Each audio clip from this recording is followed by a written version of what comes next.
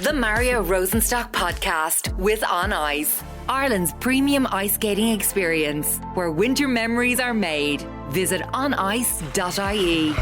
GoLoud. Sounds better with us.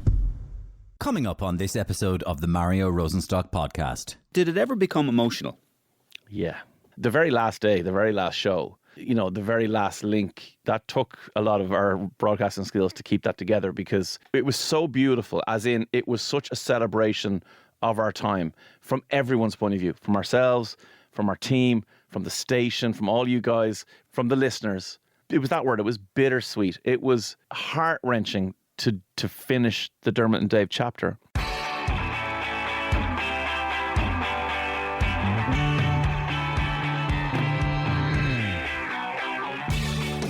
Things have changed a lot for Dave Moore since he last joined me on the Mario Rosenstock podcast. Firstly, Today FM's Dermot and Dave show is no more, because now it's the Dave Moore Show.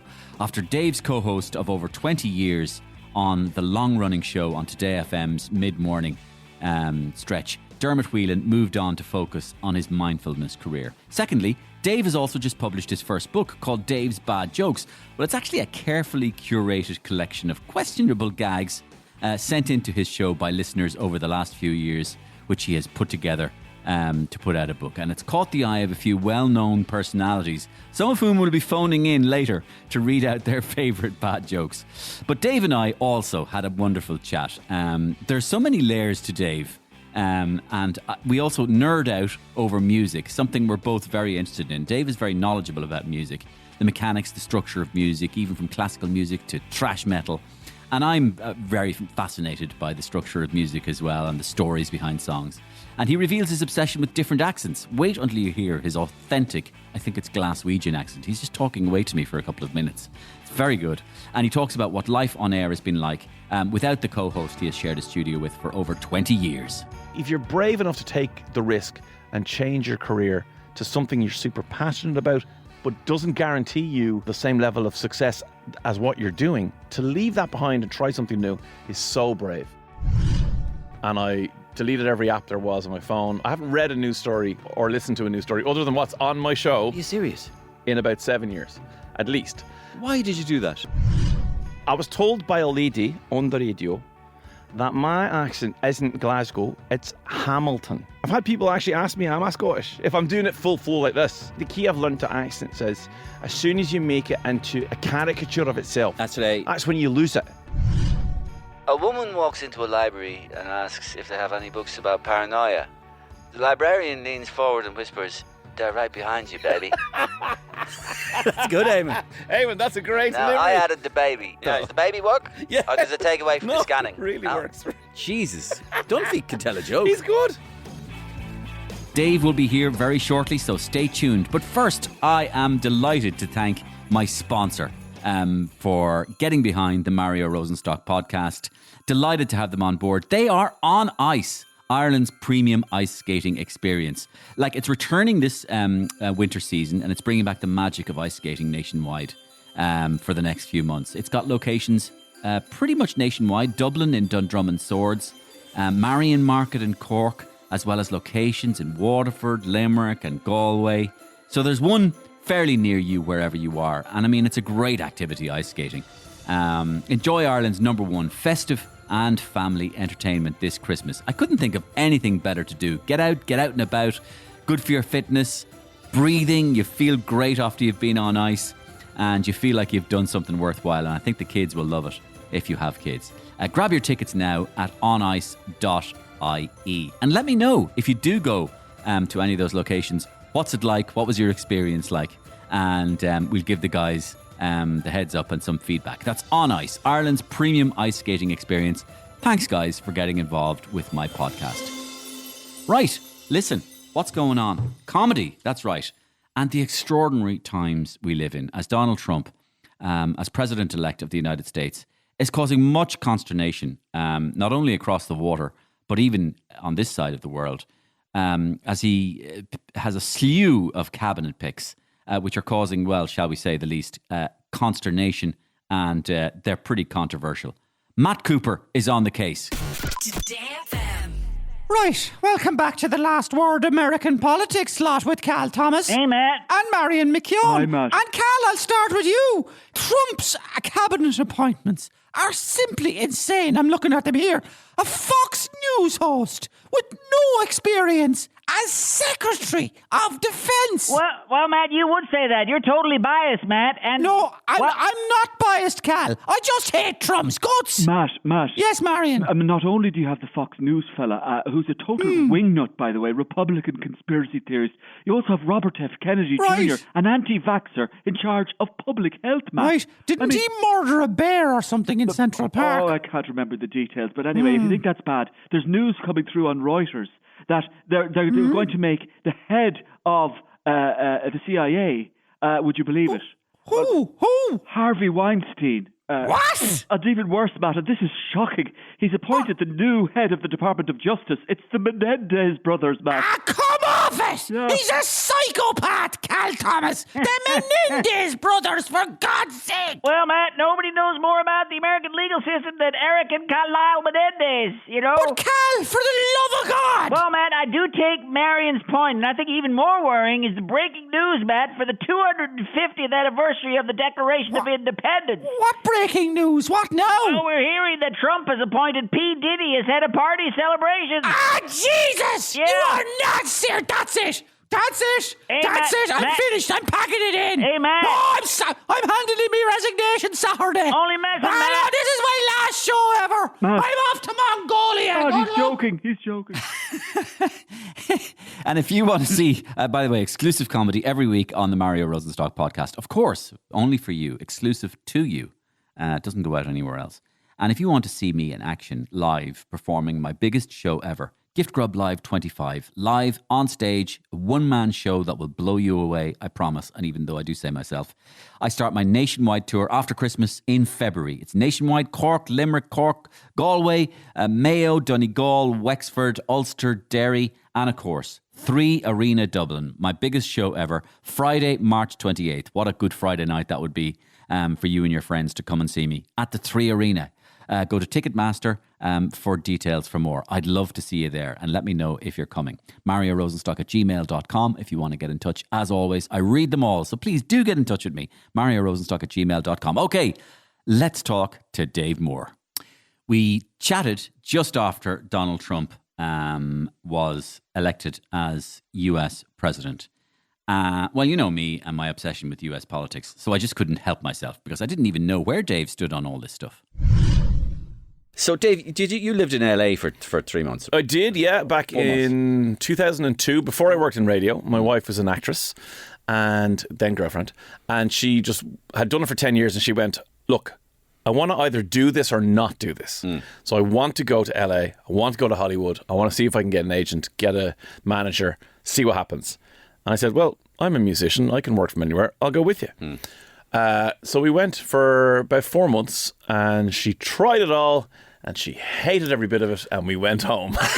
I got a job in radio about 2 months later, and here I am since. I see. And the reason I ask you is not just to make small talk and to try and use it as a thing. It's because I'm suffering from basically depression and PTSD after Trump has been elected. I don't care who's listening out there. And I pinned my colours to the mast. I was telling Andrea actually from News Talk in the lift. I met her on the lift on the way up, and identified on the train on the way in why I'm feeling so low. Okay. And the reason is because everything I believe in life has just been turned upside down, it seems. Yeah. That like kindness, inclusion, inclusivity, not screwing people over, honesty, not lying, not revenge, darkness, anger, violence, all these things which I hope could be not part of man's sort of psyche.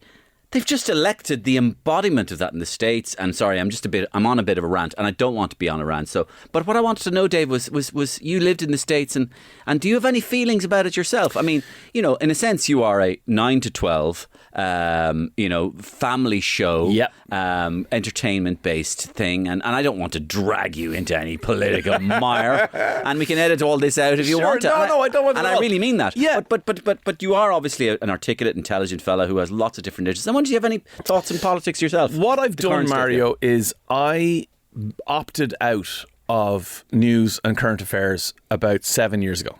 And I deleted every app there was on my phone. I don't read I haven't read a news story or listened to a news story other than what's on my show. Are you serious? In about 7 years, at least. Why did you do that? Because I don't believe it's a representation of the world. I believe it's a representation of what the news broadcasters want us to believe. And I believe that they have realised over the centuries they've been producing news that bad news generates money and good news does not generate money.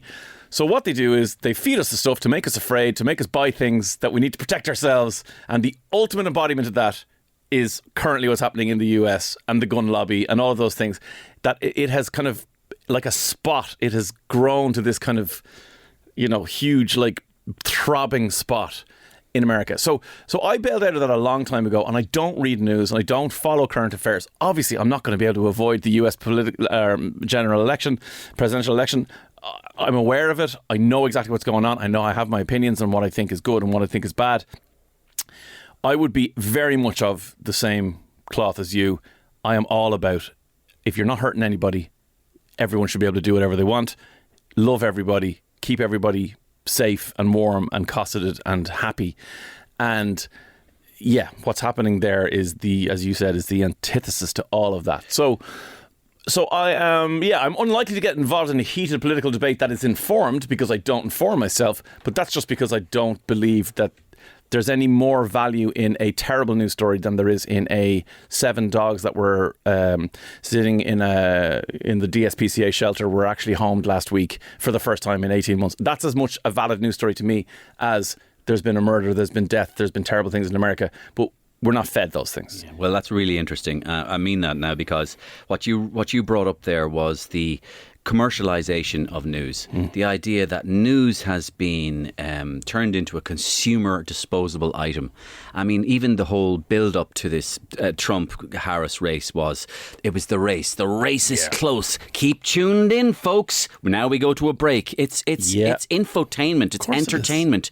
It's mass consumption media, and this is what it is turned into. Yeah, and how interesting that you turned it off 7 years ago, and that's very unusual, Dave. It is. I know that. I'm well aware of that. Because none of your friends presumably have turned it off. Every single one of them was staying up last night, and they were working out what time do I have to go to work at, because I will stay up and I want to see Delaware, and I'm like, no, not for me. I will watch a DIY video on how to build a barn out the back of someone's house. I'd much rather consume that. For me. I'm not, and I never judge anybody who does. If you're into it, you're into it. Yeah, it's just not for me. But you're interesting in that regard, because unlike somebody who they would have called in yesterday's election a low propensity voter, and what they mean by that is an completely uninformed and in a sense uneducated person. You're not that. You've just chosen to opt out. Yes, because you don't like the conflict and the, as I said, the machinery and consumerization of it. Completely. And I think it's the fact that there is, as you said, they have managed to turn it into infotainment as opposed to information. If it was presented, unbiased in the way that, let's face it, national broadcasters in every country are supposed to be, that you are simply presenting things. But it's just not what happens. For whatever reason, mostly commercial, it's not. So I opted out a long time ago, and to be honest with you, Mario, I couldn't be happier about it. It makes my days very, very pleasant as I walk around. Yeah, and that's one thing off your bandwidth list. Yes, which you fill with so much other stuff. I mean, for people who aren't aware of Dave's bandwidth, it just goes on forever, from speaking about 100 languages fluently to being a musician, a songwriter, a music producer, living in LA for 4 months. I mean, this is only scraping not scraping the bucket. This is only scratching the surface. Scratching the surface rather than scraping the barrel. I think you got me on your podcast. You're tip of the iceberg. That's what I meant. It's only the tip of the iceberg. And now, Dave, to all of this, you're an author. You've written Dave's Bad Jokes. Well, can I just pull you up on one thing there? I find it very difficult to call myself an author, Mario, because the only thing I wrote in that was the introduction. The rest I have curated, I have compiled. Okay, Dave is also a chancer who has released a hardback book. I'm far more comfortable with that. The chancer himself, DBJ, Dave's Bad Jokes, and it is a collation, a curation of all the bad jokes, bad in inverted commas, which has come into your show, and they've been put in together into one book. Now, just before I have to say that this book, I have given out at least 15 copies of this book to different gift grub characters who are scattered around the island, and sometimes not even on the island. And they will, I think they might be, they're looking at the book. The fact that they have copies, did you pay me for those, or were they gifts I gave to you under your desk? No, they were promo things that were sent to me by your publisher. Of course, great. They were. So why did you write the book, and where did the jokes come from? Okay, so about 15 years ago, in the previous iteration of my broadcast career, which of course was with Dermot Whelan all those years, I did a thing called Dave's World. And on Dave's World, I would bring facts, I would bring things I found interesting. And I suppose it was a microcosm of our show, in the sense that I would be extremely enthused about how many arses a snail has, right? And Dermot is utterly disinterested in these kinds of things. Little pieces of trivia to him are irrelevant. He doesn't know interest. So it was a wonderful way of me bringing things that I was interested in, being, I guess, a bit of a nerd, being some kind of a spoofer, like a pseudo academic who learned something for this particular bit of radio that I would then present to him, and he would just be like, I don't care. And it was just a wonderful dynamic between us. Yeah. And it proved really popular. It was on 5 days a week for 15 years. But in one of the guises of that, because you'd run out of facts, you try and go, okay, what else can I bring to Dave's World? What else am I into? And I was like, you don't need to tell me about running out of stuff, Dave. No better. Running out of stuff is what I do for a living. Yeah. So one day I just said, you know what I'll do? I'll tell him some terrible jokes, Christmas cracker type jokes. Torture him almost. Exactly. Yeah. Because obviously Dermot, a comedian, a man who prides himself on the creative process and building people up to a laugh and then delivering, much like yourself. I, on the other hand, was literally like the back of a penguin bar. What can I really slam him with? So I did like probably 7 or 8 jokes and then swept out into a song. Standard radio, ended on a high, ha ha ha, out we went. And during that song, listeners went, oh my God, I love these kinds of jokes. Have you heard? And they started sending in there. So then the next link we did, which was supposed to be just something quick tease the competition, was 7 minutes long of me reading out listeners' jokes. Yes. And then he was going, what's happening? Yes. So then every now and again, I would dip back into that well. And I would go, I'm going to do Dave's World Bad Jokes. And it was called Dave's World Bad Jokes for a long time. And then it kind of got formalised, maybe again about 6 or 7 years ago, into a regular segment once a week. And it was just I think it was a Thursday when it began. It was a Thursday at 11:10, I would just do bad jokes. And they would be 2.5 minutes long and out into a song, and everyone was happy. But it just grew and grew and grew. And also, not only did it grow, but it did that thing where the bad jokes started becoming not bad jokes, and some of them became absolute bangers. Yeah, and then people started noticing, like, that isn't a bad joke. I thought that was really clever. And then I started noticing that jokes are still, they haven't gone out of vogue. No. Right? So Jimmy Carr tells jokes. Now, probably his jokes, they have a little setup and a payoff. Yeah. That's what a joke is. Yeah. And the joke is meant to surprise you with the payoff. So you don't see it coming. And it's either meant to be deceptive, ironic, or just downright surprising. Exactly. Yeah. Yeah. And that's what Jimmy Carr does, except his are filthy. Totally filthy. But another man that does them is the comedian Milton Jones. Milton Jones, I've interviewed him a few times. Exactly. Yes, absolutely. And he does the equivalent of Dave Bad Jokes. He does. Some of which are based on puns, and some of which are wordplay and surprising juxtaposition of words. Exactly. And I will just hat tip to Milton Jones, who I would imagine, unbeknownst to me and beknownst to him, his jokes are probably in here because listeners submit them to me. I have written none of these jokes, but listeners submit them to me. Where they get them from is a mystery. Yeah. And then they come in, and then I have just I have a 400 and something page Word document, Mario. And out of that, I have selected about 250 of my favourites, and that's what's in this book. You've selected about 250. From approximately how many would you say? God, I mean, there's probably 20 on a page for probably 8,000? 8,000 jokes. Right, yeah, that's a lot. 8 to 10,000 jokes. It is. Yeah, and I catalogue them carefully, and I make sure that there aren't, I won't say there aren't any repeats because it's just my Word document, but I'm very careful to go, have I got that one? And you search through, find a word. Oh yeah, I don't need to copy that, because I'm constantly receiving jokes, whether it's, someone has DM'd me on Instagram, or they've emailed the show, or they've texted me, whatever, and I'm constantly emailing those to myself. And then on the mornings of the jokes, when I do the jokes on the radio, I get in an extra hour early and I go through all the jokes I've compiled through that week and put them into the Word document and then select my 10. And it's not just the 10 most recent. Like I might go, okay, I got 7 jokes in this morning. and I'll pop them in with the other 17 that I had from the last 2 or 3 days. Out of that 24, I might go, 4 of them I'm going to do today, and then I'll go through the 8,000 jokes and pick out random ones that work in a flow, so that the 10 or 15 jokes that I do on the radio have some kind of movement through, and they finish on what I think is the best joke of the entrepreneurial idea. Yeah. Did you ever think of creating a show that could work with various different types of people or comedians? Maybe not, but not necessarily comedians. In other words, some form of stage show that incorporates these jokes. Yeah. And it doesn't all have to be man comes on or woman comes on and tells a joke. It could be that they talk. Yes. And something like... Listen, you're literally circling around an idea that's been bubbling on me for a lot of time. And I haven't yet managed to crystallise it. Even when Dermot and I did our Dermot and Dave comedy tours, the bad jokes crept into those, as in a moment where Dermot needed to go off stage and get changed, I would whip bad jokes out of my pocket and read them out to the audience. And they were the same ones every night, but like the place fell around the place laughing at them. You know what I mean? Because they know the vibe. They know my delivery of a bad joke is a thing. And I'm so enthusiastic about them, and I'm so committed to them. You're invested in your own joke. I'm so invested. So if nobody else is carrying them over the line, you are. I am, absolutely. First joke. It's Daniel O'Donnell. Daniel O'Donnell I think he's in his car. Say hello to Daniel, Dave. Daniel, hi. How are you doing, Dave? Oh, it's great little chat altogether. Thanks a million to your publisher there for sending them out. I didn't have to pay for it, so thanks God. Man. You're an awful chancer. So what am I meant to do this now? If you could flick through a page in the book. Any page. Any page and you I have to stop the car here. Hold on. Yeah, I'll just pull over. Okay, I'm on a page now. Here we go. Are you ready? Go for it, Daniel.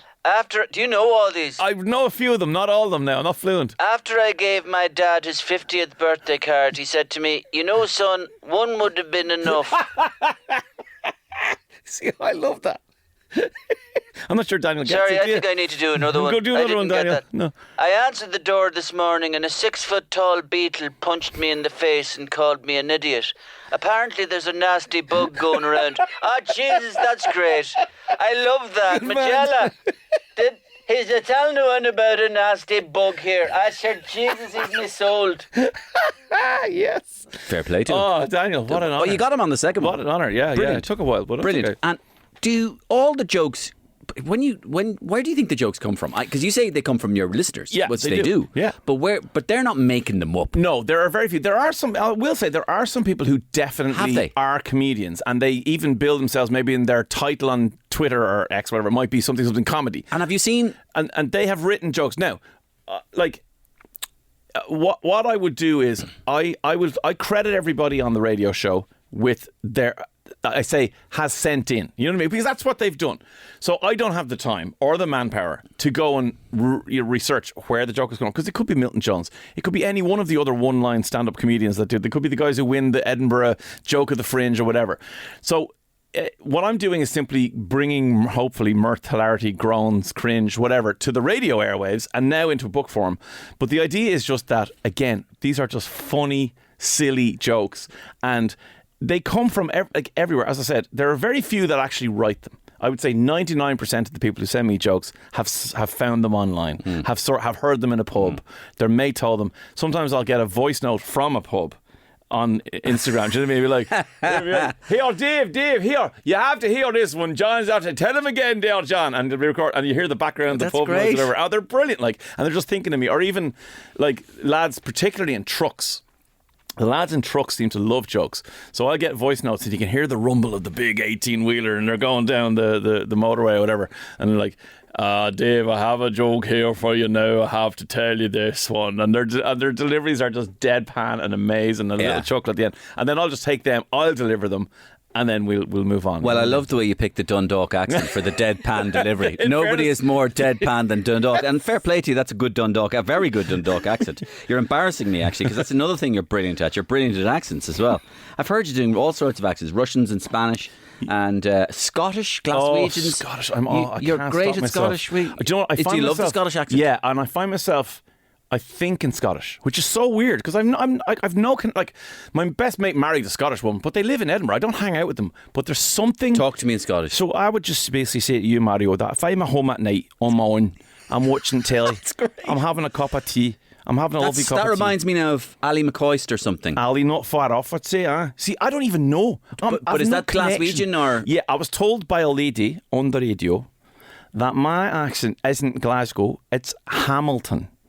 Which is slightly outside Glasgow. That's great. And I'd say the reason is because I don't have enough information in my brain to actually create the proper Glaswegian. Surely you've had the odd compliment from Scottish people. Massively so, aye. I've had people actually ask me, am I Scottish? If I'm doing it full flow like this. Not if I'm just... And you're feeling comfortable. Exactly. And I think the key I've learned to accents is as soon as you make it into a caricature of itself, that's when you lose it. Whereas if you just lean into it and talk the way you talk, but talk with that accent, I think feels a lot more. Yeah. I'm a lot more confident with that. But accents, yeah. But I do it all. Brilliant. I speak like this all the time in my own head. Oh, I could listen to that forever. Yeah, so could I. That's why I do it. And at night, I'll even talk to Alexa when I'm going to bed, and I'm going like, Alexa, turn off every light, because she turns off all the lights in the house. I guarantee you, 6 nights out of 7, I'll go, Alexa, turn off every light. And I don't know why. I don't know why. I love it. But that's what I'll say to her. And did your wife ever ask you to talk in a certain accent to get things going at night now? Because I have to say, my wife, Blonde, and this isn't a true story, but I love telling it anyway. She used to ask me to do Jose Mourinho if I was on the... So, like she said, go on, do a bit of Jose. I think you look fantastic tonight. You're the most beautiful wife anybody could ever happen. Damien. And she's there. Okay, I'm ready. Let's go. Let's go.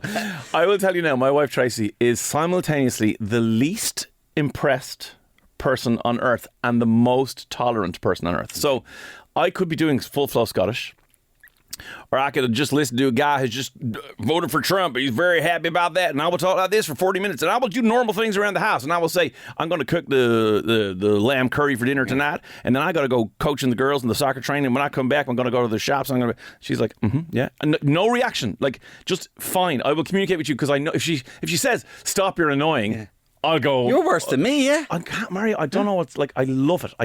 I'll just inhabit someone. Now I'm still saying the normal things that I would say. I don't inhabit someone else's personality, but I inhabit their voice in my head quite a bit, and then it comes out.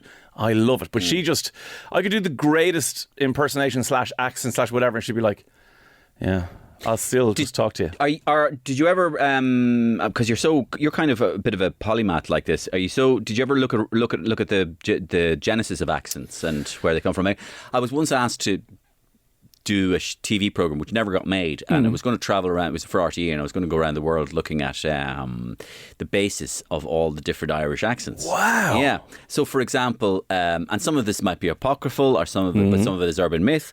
But for example, like when you're talking like that, and you're thinking down, you're maybe like you're in Knocknaheeny and stuff, but actually you're in Jamaica. Yes. And then you're talking about the Irish missionaries who went over. That's right. And that's why you're wondering why them fellas in Jamaica are kind of talking like that. It's because Father Brown talked like that, That's so true. Or the lads in Newfoundland who all have strong Wexford accents. Yeah. Like, honestly, that would be so fascinating. Or Waterford people who kind of go, this kind of thing. I was saying this to Ian on the radio. We were talking, and it's like, Butler would be a real Waterford name, And so, for example, the Irish for Butler would be de Butler. And then if you say that in French, so de Butler. Enchanté, de Baudelaire, right? But listen to my Lair. Waterford. It's Waterford. What are you talking about, boy? Lair, boy. Oh, Lair. true. And that right? That's coming from the Normans. See? That's coming from French. That's right? unreal. Do you know the blah? Yeah. Do you know where the blah comes from? No. Do you know where blah comes Honestly, from? no. So again, it's the Normans. Yeah. And it comes from les blancs, right? Les blancs. The whites. Yeah. The 2 white doughs they used to carry in their pocket when they'd go out of the bakery. So you'd order a bread. Yeah. And the baker might give you 2 pieces of white dough so you could go home and bake them yourself. Stop. And they were called les blancs. Blah. Blah. That's unbelievable. Isn't that lovely? That is unreal. Yeah. I love that. No, I've never researched deep into those things. I just enjoy them. Yeah. But that's another joke. Oh my God, who's this? It's Eamon Dunphy. Oh, Eamon, what an honour. He doesn't tell jokes. No, let's find out. Hi, guys. Eamon, hi, it's Dave. Hi, Dave. Dave, great work. I'm really enjoying the conversation. Thank you. And I'm surprised. Yes, but you football? You like football? A huge football Manchester fan. United? Huge United fan. I'm very sorry about that. What do you think of the new guy? Ruben's Rub him in, is that his name? Amorim. I thought it was called Rub It In. Well, he rubbed it into Pep the other night. You did, yeah. Well, no. I got the joke. What do I do? Just read this? Any joke, any page you like, just open up there. Okay, yeah. A woman walks into a library and asks if they have any books about paranoia. The librarian leans forward and whispers, "They're right behind you, baby." That's good, Eamon. Eamon, that's a great Now, delivery. I added the baby. Yeah, Yeah, but it's great, though. Does the baby work? Yeah. Or does it take away from No, the scanning? it really No? works. Thanks, Eamon. That really Cheers, worked. Eamon. Jesus. Dunphy can tell a joke. He's good. I think Yeah. there's a career there for him. Yeah.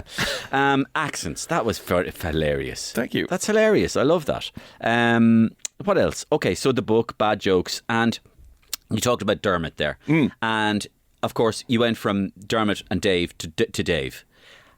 When did you first find out that that was going to happen?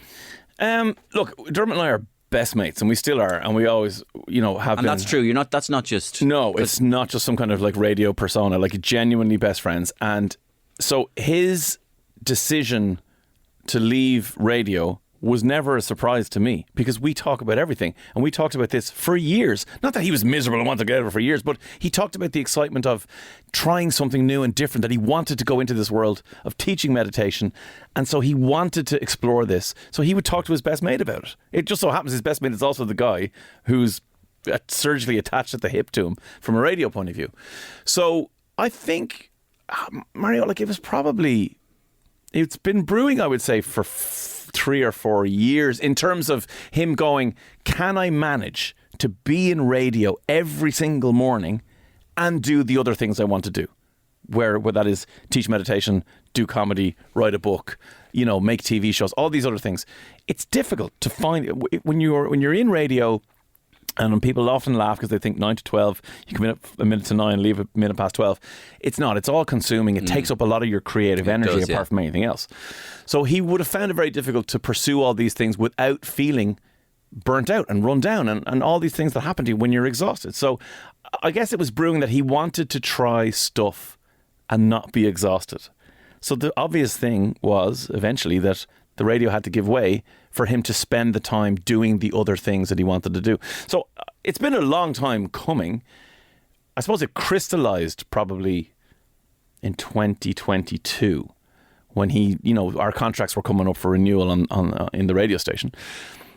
And it was no surprise when, early in the year he said to me, he goes, look, I don't know if I'm going to sign again. And I was like, well, I'm kind of not surprised, In a sense, you must have been as excited as him. Well, I'm also with a certain amount of trepidation. Look, exact emotions. But I was excited for him. So I couldn't be more excited for my best mate to try at the age he's at, which I know he loves me saying. But what I mean is but if you're brave enough to take the risk and change your career to something you're super passionate about, but doesn't guarantee you, the same level of success as what you're doing, to leave that behind and try something new is so brave. And I am so behind him, and I'm so excited for him to pursue this journey. But obviously trepidation, both for him in his journey, but now me and mine, because there was never a guarantee that Today FM were going to go, okay, well, obviously Dave Moore just takes on. There was no guarantee of that. And there was obviously a possibility that they'd go, so Dave plus who now? Not only that, they could have just gone, not Dave. Not Dave. They could have just gone, listen, we're going to use this opportunity to clear 9 to 12, try something different. Thanks for your time. 100%. And listen, I'm very grateful to the people in charge at Today FM who did believe in me. And when I had a conversation, I explained, look, I believe I'm ready. I believe I want to take the next step in my career, and I want to be Ian Dempsey, and I want to try and have longevity and just be part of the radio landscape forever. They were open to that, and they were open to have that conversation, and they were open to put behind me the team and the resources I needed for that to happen. And so far, we're not that far down the road, but it's been going pretty well. And, we hopefully, as I said, I will continue for as long as is humanly possible. But yeah, there was, and to be fair to Dermot, I must say, because a lot of people do give me a pat on the back and say, oh, it's great that you're behind him. He was so concerned with what his leaving would do to me as a in my career, that was often what would put doubts in his mind about going. It wasn't just a personal thing where you go, oh God, am I making the wrong decision for me and my family? He'd go, what's going to happen to you? Well, it's I'm looking at it now from the perspective from which you're talking about it. And it's laden with potential landmines beforehand. So, for example, I'm thinking about my friend and I'm going, imagine if I said to my friend, like, I want to enter into this business partnership with you in the first place. I would be very careful about not doing that because I would go, I might ruin us both. Yeah. I might ruin the business and that might ruin our friendship. So I would be, but you guys were already in business together. That's what grew our friendship, was the other way around. And then the friendship. And you could be forgiven for thinking, like, if Dermot leaves and I precipitate a bad patch for Dave, like, that cannot be great for our friendship, even if we cover it up and pretend it's fine. This could be a mess. It genuinely could be a mess. And he was so conscious of that. And I'm so eternally grateful to him as a human being and a friend for that. But it came down to, you have to do this. Like, Dermot, you have to try this. What'll be worse is, if you don't do it, you start to resent the job. Yeah. You resent the place. And worst of all, you might start resenting me. Yeah. Because, let's face it, there is a relentlessness, as you will know well, to radio. There's a repetition in radio. It happens every single day. And even within a show, you finish a link. It could be a great link. It could be an average link. It could be a bad link. You've got a song or an ad break and you're back doing it again. And it can be great or average or bad or whatever. And that happens link after link after link after link, and caller and sketch and topic and interview. It keeps going up forever. And I knew Dermot was done with the repetition and the relentlessness of that. He had to go out and find headspace and find a thing that wasn't daily. Whereas I was the opposite. So imagine if he had stayed and we're 2 years down this line, or 3 or 4 years down the line, and I'm super gung-ho. Okay, I'm going to go in today, going to do the cash machine, going to do a talk topic about something interesting with our listeners, got a competition for Coca-Cola, and then we're going to do it. And he's just like, oh my God, I can't do this. I hate you. That was so possible. So it's yet to be proven, but I think based on whatever we've had, a year and 3 months of our separation from a professional point of view, the timing was perfect. Yeah. I was absolutely ready to take on a show on my own. I was absolutely ready to design a show with my team that was a show that could only be hosted by me. Because if I had just done Dermot and Dave minus Dermot, I would have missed him. The team would have missed him. The listener would have missed him. Everyone would have missed Dermot. So what I tried to do with my team, and I think we did it, was design a show that kept the properties of my personality that were already there in Dermot and Dave, but was new enough to go, oh, this is definitely a new thing. This is definitely not just Dermot and Dave Mark 75 without Dermot. Like, because that just wouldn't have worked. Yeah. You know what I mean? So they were the challenges. But like, the biggest adaptation for me is Dermot is now a friend I have to call or text. And he was never that, because I would see him every day. So, well, yes, a bit like not comparing it to me and Ian, because we're not the same as you, but we wouldn't be doing that because we see so much of each other that it's more like, let's avoid each other. No, that was definitely a thing. That was definitely a thing. Like, people would often ask us, what's the secret to your kind of brotherhood? It was like, because we don't see each other outside of work. Yeah, and it was. And it was only very occasionally that we would cross paths. Like, I didn't spend a lot of time in his house, nor him in mine. But obviously, we did. Of course we did. We went out for dinner and drinks and whatever. But it was that thing of, it was a microcosm squashed down into this work environment. Can I ask you a personal question? Always, not a personal question, but personal, but slightly personal. And again, you don't have to. You can use your broadcasting skills to politician my way around exactly. And it's easy to do it with a fellow with your skill. But like, your relationship with Dermot strikes me as this is a very broad word now, but I think it's fair. A modern kind of relationship. You're two modern kind of guys. So what I was interested in was, like, when you were reaching this point, or whether you were talking about this point, or when it went to this point, or just past that point, did it ever become emotional? Yeah, it did. It became emotional in us realising this was the last time we would X. So, for example, we went to Australia for the Women's World Cup to support Ireland before we came back, and the next week was the last week of the show. So we knew this was the last big hurrah, the last big trip away, because we've done so many trips away, not just outside broadcast, but like we followed Ireland to the Euros in 2012 and 2016. You know, we would have done comedy shows, we would have done shows in the UK, we would have done shows in different parts of the world. This was our last, when we did the shows, it was, well, this is the last time we'll do a big show away, when it was like, I don't know, silly things like the Valentine's Day show or the St. Patrick's Day show or the Easter show, whatever. And the radio was like, well, that's the last time we'll do that together, you know.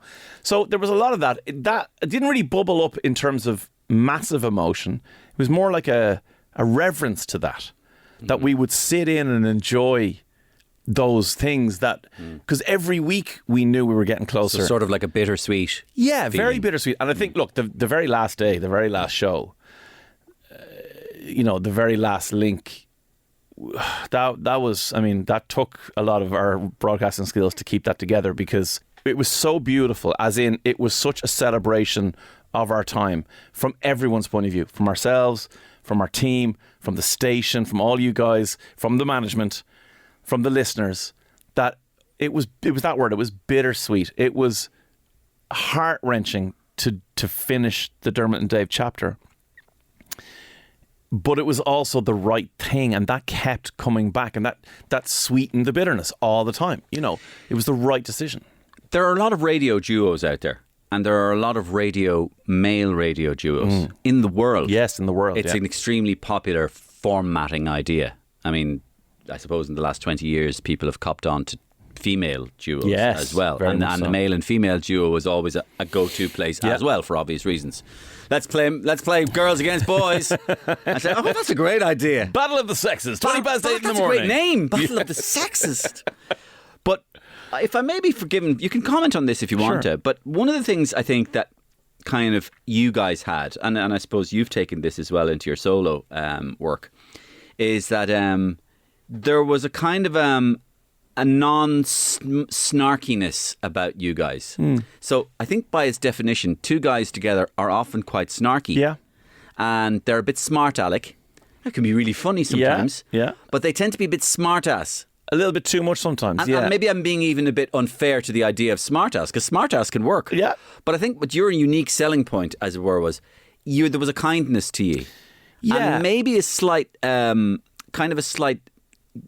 getting mature, finding a bit of maturity. Yeah. Even though you were still playing to the idea of we're still lads looking for a bit of crack, but I think we're admitting to getting a little older. Yes, that is. You've hit it like so many nails. Not pretending, in other words. No, we were never pretending that they were 29 all the time. No, exactly. Oh no, exactly. And even the I think kindness, even the softness almost of Dermot and Dave was always there, and it was a combination of our personalities. Like, you know, you would never have found a way in any to put somebody down, even if it worked as a joke. It's not your style. No, you would never have put somebody down on the air. It couldn't be what we would reach for, because one of us would pull the other one and go, no, like you know, it's not us. Now I will say, early days. Yeah. Back, if you go back to the early 2000s, mid 2000s, the world was a different place, and so there was definitely fun poked at, you know, like when, you know, I suppose like big targets like Wayne Rooney, you know, when he was involved in some kind of ridiculous, he was off with a granny prostitute kind of story. Yeah. Of course, we'd have a laugh about that. Yeah. But I guess we were never cruel. We were never. Or at least we never aimed to be, and we consciously stayed away from kicking people, you know. And I think that crystallized probably best with our listeners, that our listeners would come, and if they came on the phone and had a conversation, they would be quite prepared to be vulnerable or to show their underbelly, knowing that we're not going to dice them. Do you know what I mean? Yeah. And that's definitely something I've really tried to keep going in the solo show now. Yeah, that's nice. Another joke. Oh, great. Another call. Who's coming through who this is time? it? Jesus, who is it? Who is it, Dave? Oh, it's Keith Duffy. Ah, Duff man. He's in Port Marnock. Oh, my neck of the woods. Yeah. How are Hiya, buddies. How are you, Keitho? Dave, I'm really enjoying the conversation. Thanks, Keith. Well, page 145 Oh, it's a good page. of your Dave's Bad Jokes. Am I right in saying you don't know the joke that's on this page? No, but I'm just kind of messing. I don't really You don't know. have a photogenic memory. No, I don't have photogenic memory. Either do I, buddy. That makes two of us. Otherwise, I couldn't have sung all those songs. True. Isn't it true that Vikings believed in reincarnation? Does that mean they're all Bjorn again? Got to do another one. Go on, give us another When it one. comes to messing up simple sayings, I've been there, done that, bought the tea bag. That's like something Ronan would have done. It is something like you'd say. See you, buddy. See you, Keith, you legend. Fair play to him. What a man.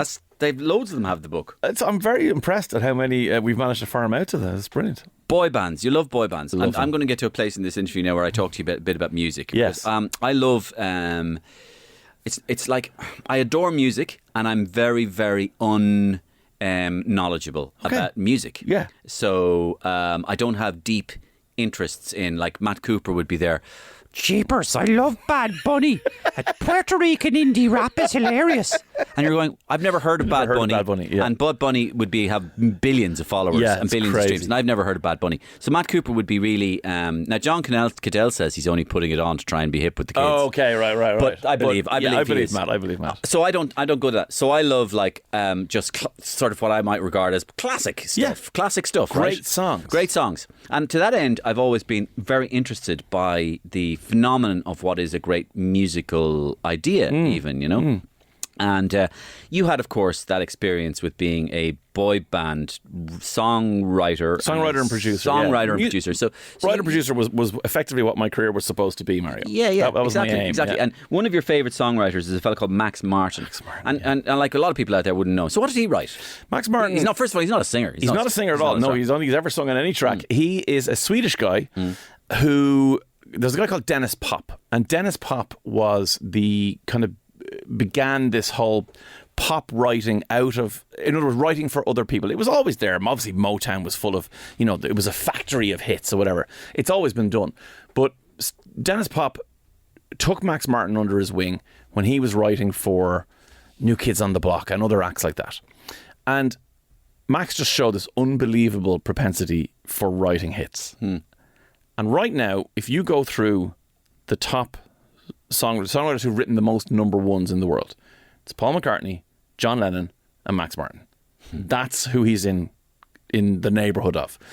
And obviously, with Paul being the age he is, with John being dead, I don't think it's unreasonable to think that Max will overtake those guys in terms of the numbers of number ones he's written. So everything from Britney's Baby One More Time, Backstreet Boys' I Want It That Way, Coldplay's Higher Power, the most recent 2 records, he's produced all of that and co-written with them.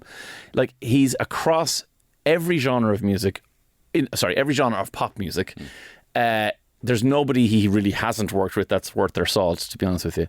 But he was a guy who I just idolised growing up in the way that, you'll hear Robbie Keane talk about idolising, Jurgen Klinsmann or whoever, a footballer idolises a striker. As a songwriter, Max Martin was the pinnacle. And he was only really at the beginning of his career when I started getting really interested in him and in his work.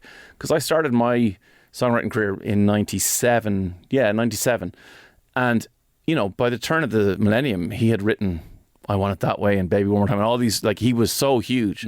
But he was the guy I was chasing. He was my, Bobby Charlton. I was trying to be like him, write the type of music he wrote, get myself into situations that he was in. And that was the dream. How do you write a great hit? From what you know, from what you've seen and thought of.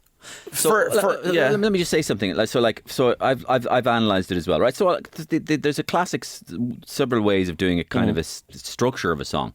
So you write 4 lines. So you write like la la la la la la la la la la la la la la la la. Yeah. Then you go to a bridge, You do. and the bridge is like maybe it could be 2 lines, but Usually but it's building towards a chorus. Towards something, yeah. And then you hit the chorus, and the chorus can be whatever you want. It can be snappy, fast, long.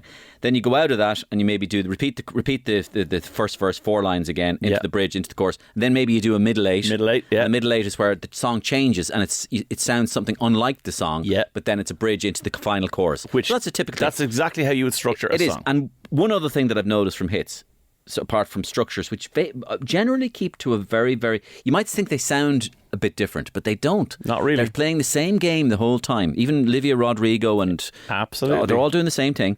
But one of the things I've noticed is a lot of great songs have a really identifiable intro. Yeah. Where there's not necessarily any vocal. Now, Ian, I think, says that a lot of records now start on a vocal. Oh, they really do. quickly. It's a very much a 2020 plus thing. An old style idea for doing a song would be that the intro sounds really, really interesting. It just catches your attention. There's a great story, and Quincy Jones only died recently. Yeah. And there's a great story, Quincy Jones producing Michael Jackson's record. And Don't Stop Till You Get Enough, Quincy Jones is producing that song. And Michael Jackson rings him and goes, will you take those strings out of the start of the song? They're putting off my vibe. I can't really... Because he's kind of, in the start of the song, over the intro, the first kind of 20 seconds. Quincy Jones is like, no, that is the hook of the song.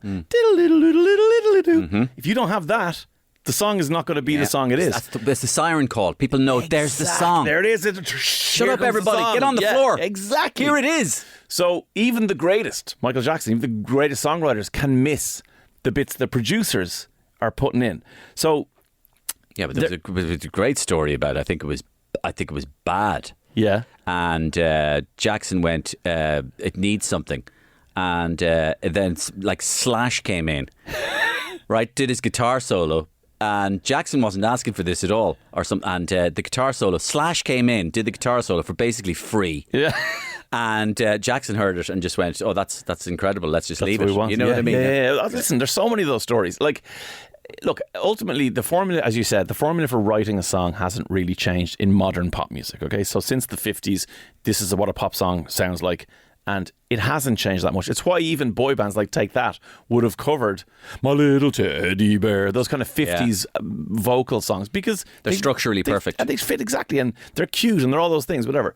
So even as we get, into 2024 and we get sophisticated and we get all these things, ultimately, you're right, the structure of songs doesn't change. I suppose the people that stand out are the people who take that formula that you just described, but they do things that make it interesting. Let me just set you a little challenge, right? Next time you hear a really good, solid pop song, listen to the beginning of the second verse, okay? So you've had your 4 lines, you've had your 2-line bridge, you've had your exciting chorus, you've had a repeat maybe of a melody line in the chorus on a synthesizer or something that is like the little diddle diddle diddle diddle diddle diddle, whatever. It's kind of got you into the hook of the song. Then the second verse will start, but it won't be the same as the first verse in the sense that the songwriter must do something to make that slightly different, slightly more interesting. And if you hear the drums drop out over the first line and come back in on the second line, check who wrote the song. I'll guarantee it's Max Martin. Right. That's a signature. Interesting. That's a signature. So you would go, it's so hard to think of an example off the top of my head, but Britney Spears, Oops, I Did It Again. And she'll go, down, down, down, down, down, down, down, down, bam, bam.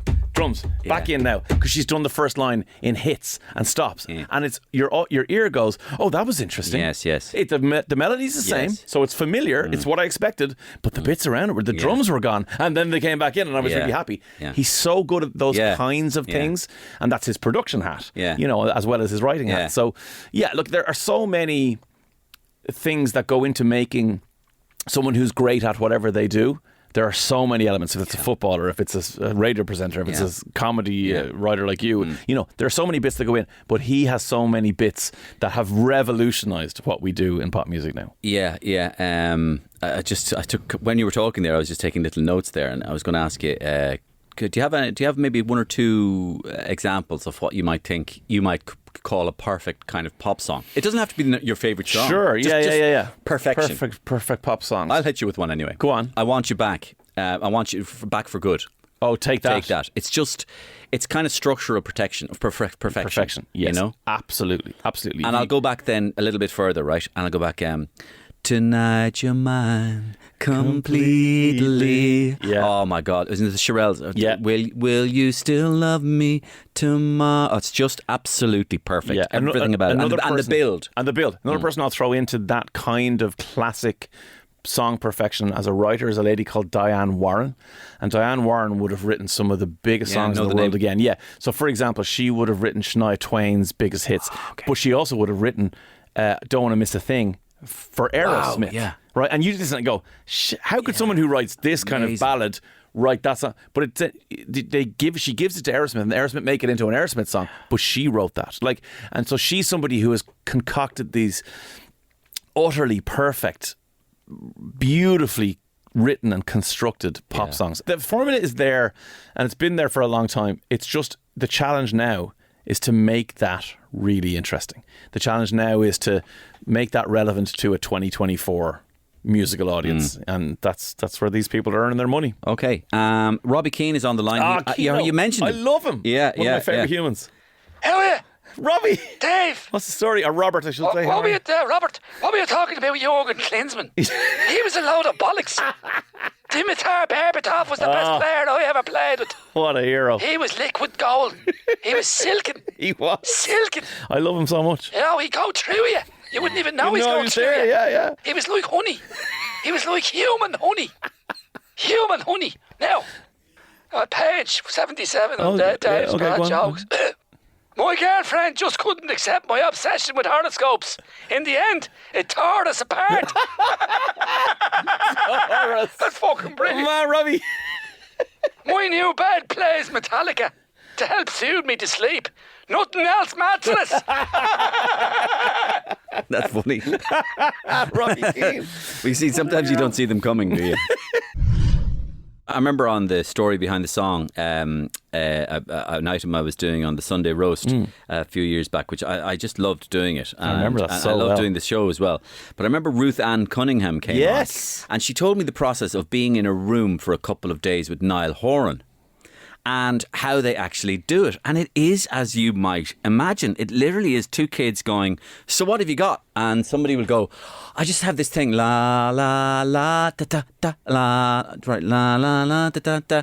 And that sounds like, and she would go, and she said at one stage, she says that one, hello, how are you, or something, or something. Do you remember that song that Niall Horan? Nice to meet you. Nice to meet you. Yeah.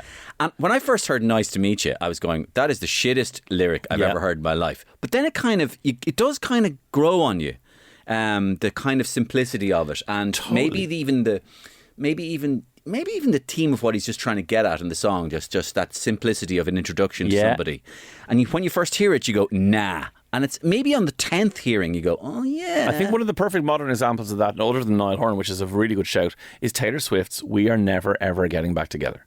Yeah. Like, she was in a studio. Because it's so spoken word. It is so spoken word. She was in a studio. Now, I could get this story slightly wrong, so please fact check this for me. I think she was in a studio in Sweden. Might have been Max Martin's factory of studios. Anyway, she was in a studio and a guy walked in who she either went out with or he was obsessed with her and she didn't like. Anyway, somebody came in who was in the studio for a few minutes, and when he walked out, she literally said to her co-writer, and he's like, oh, were you guys? She's like, we are never getting back together. And the two of them went, oh, that's a good idea for a song. Jesus Christ. Yeah. And instead of being kind of artistic about it and going, well, what else kind of breaks up? Maybe we're like a cracked egg, or maybe we're like a proton and a neuron. She just went, no, we are never, ever getting back together is the name of this song. And they wrote that song. Which sounds like the person that would say that. Yes. And that's why, I mean, that's amazing. She is a genius. Total genius. Absolute genius. She is a genius because she does one thing as well that I forgot to tell you about, the other thing about a song that I think a lot of these hits have as well. I wrote down a gimmick. It needs a gimmick. Totally. So if you listen to How Deep Is Your Love with Bee Gees, one of the greatest songs of all time, Agreed. I believe. The first bit of the song is it's an elongated 12-second breath. So it's like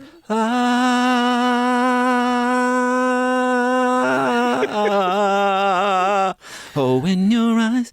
But it's just very unusual. And you can hear that they looped the breath. Sure. Because I think it's too long, so they loop it, because it's three guys harmonising the breath and they loop it. Or Cher with the Believe. With a gimmick. And you go, that's a stupid sound. Auto-tune. Yeah. Or some now these sounds you hear now in modern pop songs in the middle. And there's a new like thing, a recent thing in the last 10 years in music, in pop music, which is a synth hook. So a synth hook is something that you will put almost as a tail. Maybe you talked about the structure of a song. It's the tail of a chorus. So the chorus will be sung as normal, and then out the back there will be a stop, and then it'll be boop-doo-doo, boop-boop-boop-doo-doo. Right. And then you can bring that back later on and go, oh, I'm getting tingles in my ears because that little bit of ear candy has been dropped in. And then you'll find, if you go back and listen, that there's a cello going boom, boom, boom, boom at the beginning. And so, look, it's so clever. And look, ultimately, writing comes down to melody and great ideas and gimmicks and ways of making your song stand out. That's ultimately what it's about. Yeah. I remember, I think it was Andy Summers from The Police. The Police are so underrated in terms of their songwriting brilliance. Yeah. They're one of those bands that they'll probably find a place in 10 years' time. Their time their time will. Because your man Andy Summers was talking about that they struggle so much with this every breath you take thing, and they had it for months and months and months. Couldn't make anything out of it. Yeah, and I think that was him.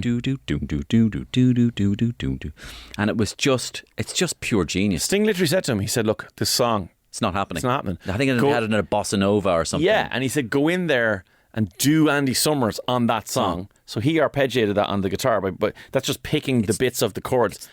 Genius. No, but it's just ridiculous genius.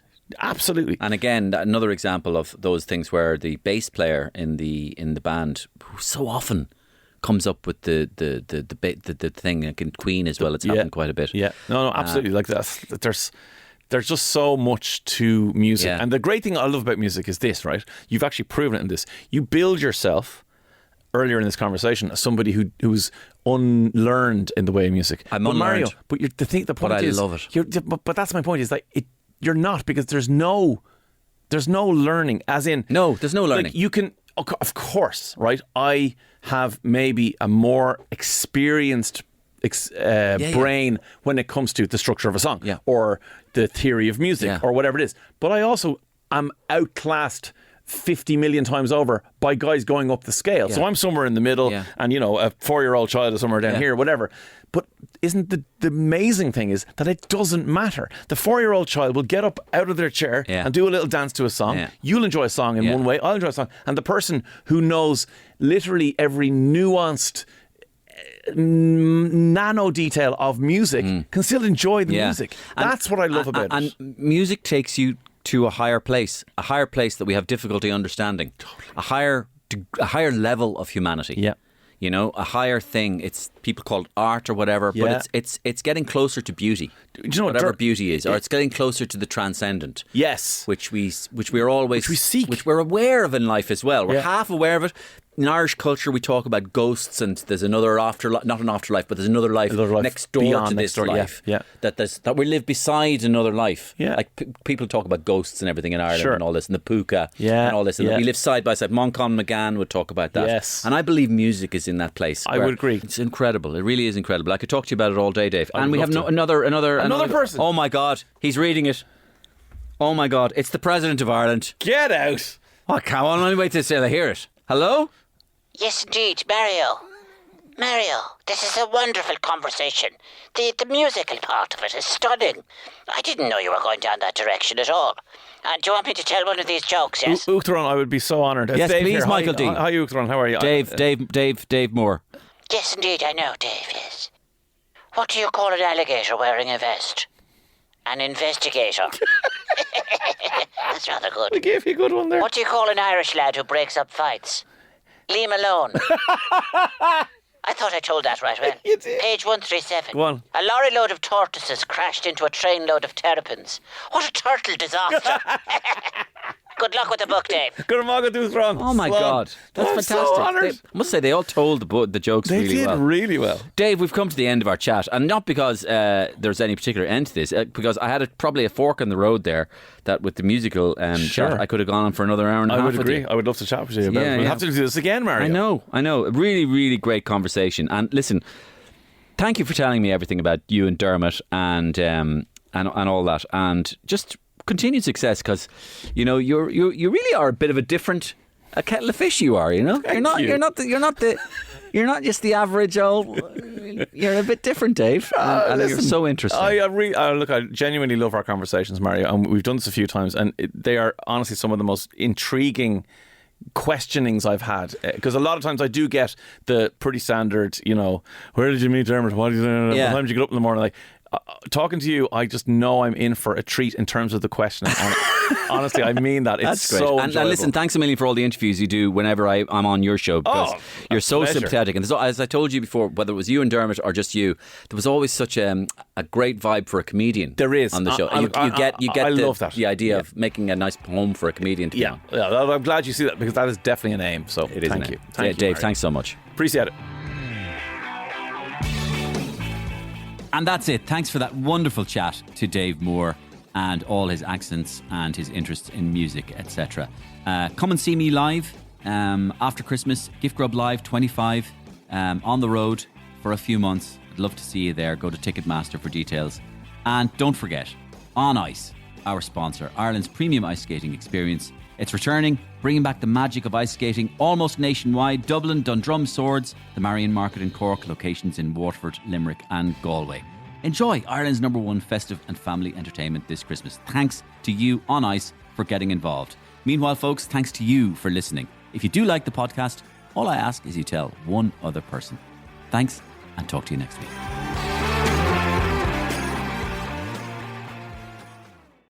The Mario Rosenstock Podcast with On Ice, Ireland's premium ice skating experience, where winter memories are made. Visit onice.ie. GoLoud. Sounds better with us.